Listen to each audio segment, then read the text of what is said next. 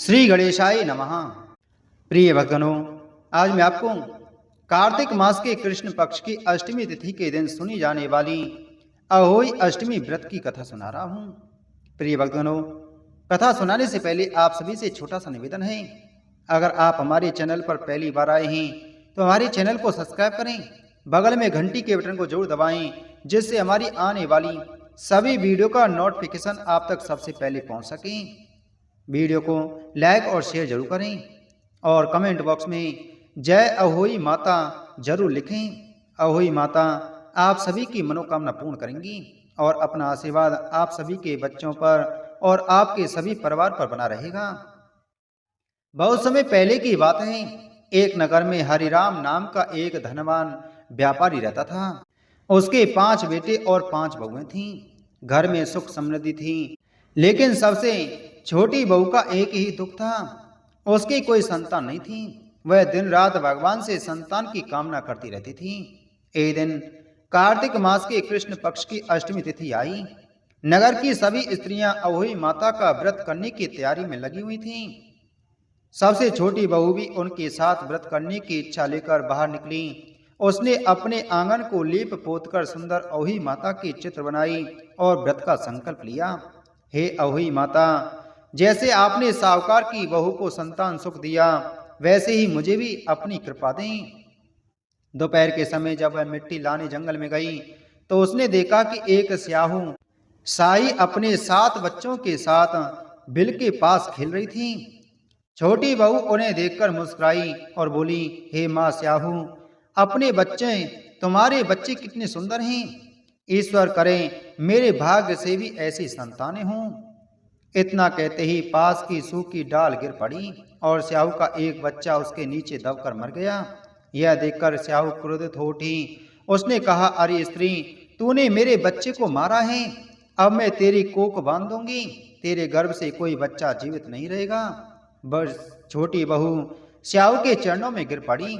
माँ, मुझसे भूल हुई है, मैंने जानबूझकर ऐसा नहीं करना चाहती थी, कृपा करके मुझे क्षमा कर दो। पर स्याहू ने कुछ न कहा और अपने बिल में चली गई। समय बीता, छोटी बहू गर्भवती हुई, परंतु जैसे ही संतान जन्म लेती वह 7वें दिन प्राण त्याग देती। यह क्रम 3 बार, 4 बार, 5 बार हुआ। दुखी होकर वह दिन रात रोने लगी। एक दिन एक वृद्ध साध्वी उसके द्वार पर आई। उसने छोटी बहू से कहा, बेटी, तेरा दुख मैं जानती हूँ, यह सब स्याहू माता का श्राप है। जा जंगल में सुरही गाय की सेवा कर, वही तुझे मार्ग दिखाएगी। छोटी बहू ने वैसा ही किया।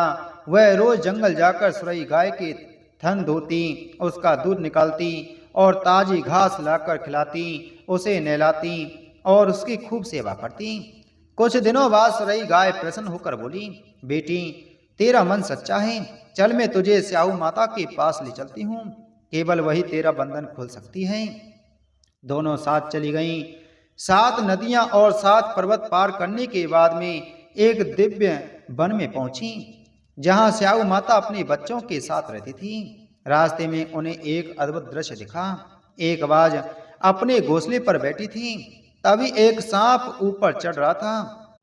छोटी बहू ने झट से एक लकड़ी उठाई और सांप को मार मार कर खत्म कर दिया। बाज नीचे आई, बोली, स्त्री, तूने मेरे बच्चों को क्यों मारा? छोटी बहू ने कहा, माँ, मैंने उसे बचाया है, यह सांप तुम्हारे बच्चों को डसने जा रहा था। बाज ने ध्यान से देखा, सचमुच उसका बच्चा जीवित था। वह प्रसन्न होकर बोली, तेरा दिल बहुत पवित्र है, तुझे मातृत्व सुख अवश्य मिलेगा, मैं तुझे स्याहू माता तक पहुंचा दूंगी। बाज उन्हें स्याहू माता के द्वार तक पहुंचा देता है।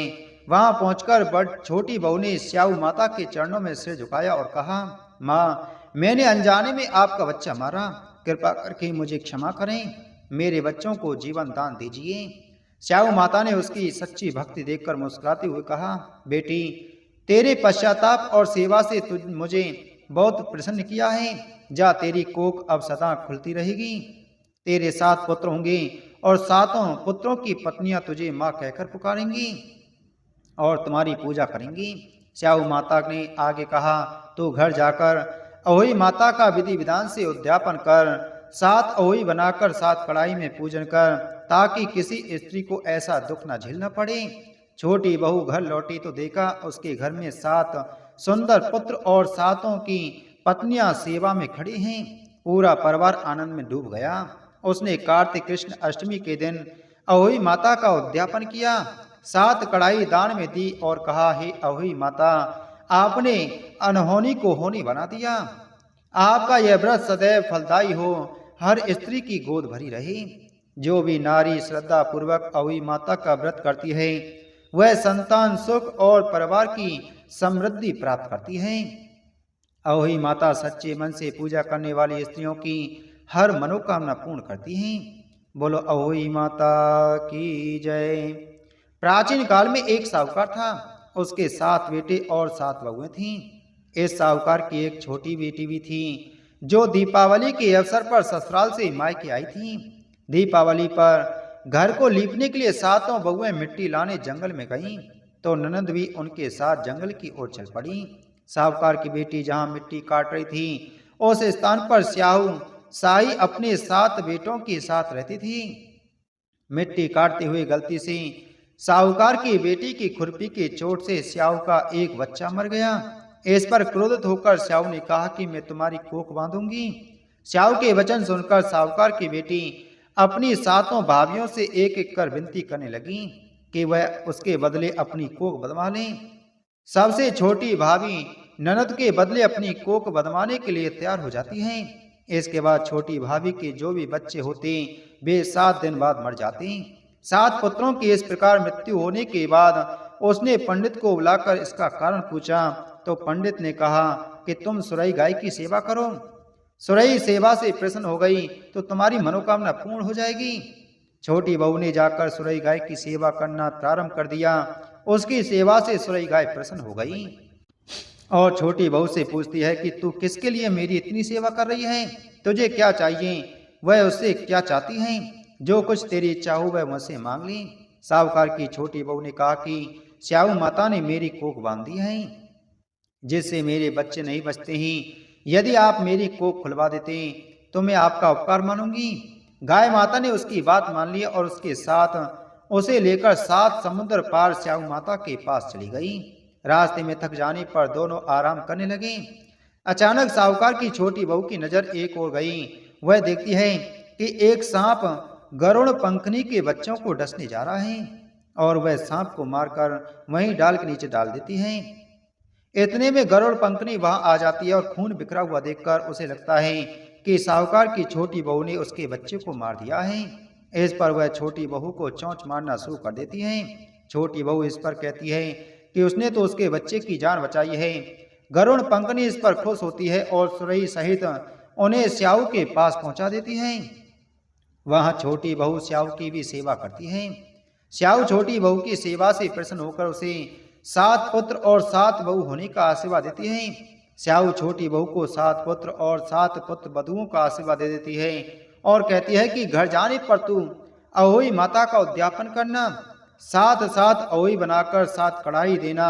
उसने घर लौटकर देखा तो उसके 7 बेटे और 7 बहुएं बैठी हुई मिली।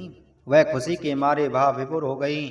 उसने 7 अहोई बनाकर 7 कढ़ाई देकर उद्यापन किया। अहोई का अर्थ एक यह भी होता है कि अनहोनी को होनी बनाना। जैसे साहूकार की छोटी बहू ने कर दिखाया, जिस तरह अहोई माता ने उस साहूकार की बहू की कोख खोल दी, उसी प्रकार इस व्रत को करने वाली सभी नारियों की अभिलाषा पूर्ण करें। बोलो अहोई माता की जय।